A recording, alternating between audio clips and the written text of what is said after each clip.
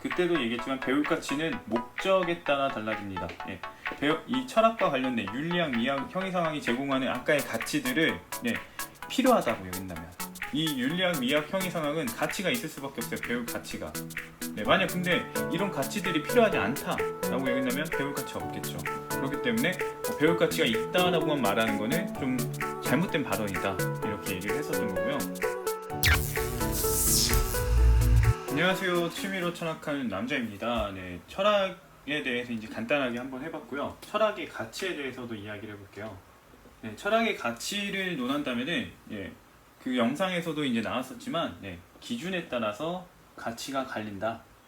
이렇게 얘기를 할 수 있습니다. 어떤 식으로든 간에 철학은 가치가 있고, 근데 물론 기준이 달라지면 그 가치가 없어진다는 거예요. 그래서 이제 철학에 해당되는 것들을 보면서 어떤 가치들을 취할 수 있는지를 봐야 되는데, 철학이라는 건 이제 필로소피잖아요. 필로소피고, 필로소피는 앞서 말한 것처럼 이제 그 가치관, 의지죠. 탐구하게 하는 가치관, 의지를 말하기 때문에 탐구자에게 가치가 있다. 가치가 있는데 사실 이 의미는 고대의 의미에 따른 거기 때문에 우리가 이제 실질적으로 물어보는 것과는 차이가 있죠. 아무튼 이렇고요. 그다음에 이제 학문으로서의 의미로 접근을 해보면은 사변학문이죠. 사변학문 중에서도 이제 윤리학, 형이상학 이런 것들이 되게 되는데, 윤리학 같은 경우는 어떻게 살아야 하는가, 방법론이죠. 방법론을 좀 더 구체화하고 싶다, 명료하게 하고 싶다, 아니면 방법을 잊었다 할 때는 이게 필요합니다. 그리고 미학, 어떤 게 아름다운지, 뭐 그냥 이건 호기심에 거의 가깝고요. 호기심을 채우고 싶을 때, 왜 난 이걸 아름답다고 보는가, 이런 것들을 설명하고 싶을 때,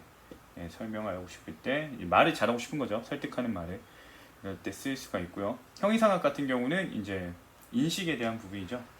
내가 인식한 게 옳은가, 내가 사랑을 뭐 이렇게 인식하는데 옳은 걸까, 이런 것들 따지는 거죠. 그래서 규정하고 올바른 이해를 갖는 목적이 있으신 분들이라면 형이상학은 의미가 큽니다. 그리고 이제 전에도 말했지만 이 개념에 대한 이해가 있어야만 미학이든 윤리학이든 진행이 가능해요. 그렇기 때문에 서로 유기적으로 연결이 되어져 있다. 그래서 형이상학을 하다가 윤리학으로 넘어가게 되는 경우도 많이 있고, 그런 것들이 있다고 보시면 돼요. 그래서 이제 과학 철학 같은 경우에는 이제 뭐 과학에 대해서 얘기를 하다가 이제 과학을 어떻게 할 것인가, 방법에 대해서 이야기를 하게 되는 거죠. 이런 식으로 이제 각각의 것들이 의미가 있다, 이렇게 보시면 될 것 같고요. 그때 당시에 또 얘기했던 것 중에 하나가 이제 배울 가치가 있냐는 건데요. 그때도 얘기했지만 배울 가치는 목적에 따라 달라집니다. 이 철학과 관련된 윤리학, 미학, 형이상학이 제공하는 아까의 가치들을 필요하다고 여긴다면 이 윤리학, 미학, 형이상학은 가치가 있을 수밖에 없어요. 배울 가치가. 만약 근데 이런 가치들이 필요하지 않다라고 여긴다면 배울 가치가 없겠죠.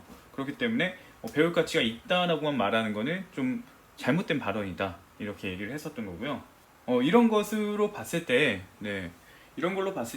이 철학의 가치는 철학을 활용하는 활용자에 따라서 갈린다, 이렇게 보시는 게 좋습니다.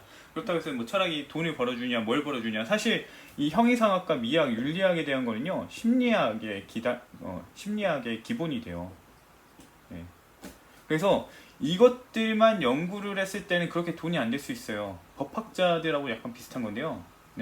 법을 다루는 사람들이 더 돈을 많이 벌겠죠. 검사나 판사 이런 분들이 더 이런 것들을 써서 이제 다른 사람에게 영향을 미치니까. 근데 이런 법학자들도 있긴 하단 말이에요. 법을 연구하는 사람들.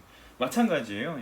사람의 마음이나 이런 부분들, 어떤 인식에 대한 부분, 그 다음에 방법에 대한 부분, 아름다움에 대한 부분을 연구를 하다 보면 심리학적인 기초가 쌓이게 되고 상담할 때 유의한 영향을 줄 수가 있어요. 그리고 판사들이나 이런 뭐 검사들이나 이런 분들도 법에 대해서만 할 것이 아니라 형이상학이나 윤리학에 대해서 정의를 어떻게 추구할 것인가에 대해서 이제 공부해 보면은 도움이 되긴 하죠. 물론 어느 정도 사람들은 감이 있기 때문에 그 감에 따라서 행동하게 되고 자기가 살아오면서 겪은 가치관으로 인해서 이제 이런 것들을 할지 말지를 이제 고민을 하게 되긴 할 텐데, 사실 뭐 업무도 많고 하다 보니까 이런 것들을 하기 좀 어렵겠죠. 그렇지만 이것들이 분명히 역할을 제대로 하는 부분들은 있다라는 걸 아셔야 된다는 얘기를 하는 거예요. 그리고 뭐 우리가 삶에서 방황한다거나 이럴 때에도 필요한 부분이 있고, 그래서 이제 가장 쓸모 있게 쓴다면은 심리학이나 법 쪽에서, 법 계열에서 쓰기 좋다. 아니면은 뭐 정치적인 면, 정치 쪽이나, 결국에는 이 형이상학이나 미학, 윤리학 이런 것들은 점점 나가면 법학으로도 나아가고요, 심리학으로도 나아가고, 정치학으로도 나아가고, 그래서 이것들이 이제 형이상학, 미학의 꽃이에요. 네. 결국 이런 방법을 어떻게 할 것인지, 개념에 대한 인식을 어떻게 할 것인지를 놓고서 그 다음에 이제 어떻게 실현할 것인지, 어떻게 적용할 것인지에 대한 부분이 이쪽이기 때문에, 네, 이런 것들을 할 때 기반이 되게 좋죠. 근데 물론 이런 것들을 기반하려고 할 때 이걸 꼭 배워야 되느냐? 그렇지는 않다. 네, 사람의 기호에 따라서 난 좀 더 명확한 이해를 갖고 싶어 하시는 분들은 이런 걸 배우는 편이 낫다고 볼 수가 있겠죠. 네, 그래서 뭐 여기는 빠졌지만 논리학 같은 경우도, 네, 뭐 형식 논리냐 무엇이냐에 따라서 좀 갈리긴 하지만 형식 논리는 그렇게 좋지 않다고 보기 때문에 배울 가치는 전혀 없다고 생각을 하고요.